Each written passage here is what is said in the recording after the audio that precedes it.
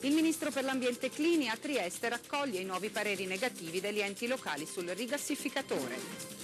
Il ministro per l'ambiente Corrado Clini ha incontrato in prefettura a Trieste rappresentanti delle amministrazioni locali e autorità portuale nell'ambito della riapertura del procedimento di valutazione di impatto ambientale, ribadita l'incompatibilità tra traffico portuale e il rigassificatore di Zaule. Antonio Di Bartolomeo. Un pomeriggio di lavoro intenso per il ministro dell'ambiente Corrado Clini, ormai al termine del suo mandato. Prima la firma con l'azienda di autotrasporto triestina Auta Marocchi, un accordo volontario di riduzione dell'impatto ambientale ed emissioni di anidride carbonica, il primo con un'azienda del settore.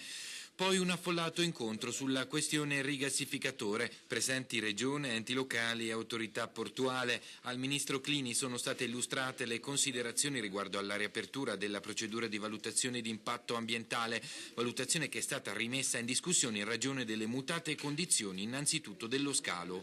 Se i dati del traffico portuale e le previsioni di uso del porto sono quelli che ci sono stati comunicati dall'autorità portuale, è necessario che questo progetto si collochi in questo contesto e che si valuti la sua compatibilità in questo contesto e non nel contesto di 7 anni fa.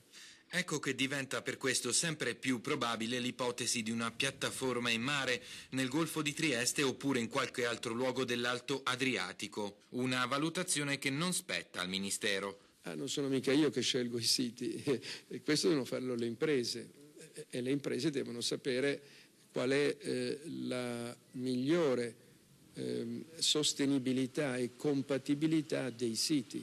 La patata bollente sarà scaricata con tutta probabilità sul prossimo governo, ma a questo punto il rigassificatore di Zaule appare sempre più lontano.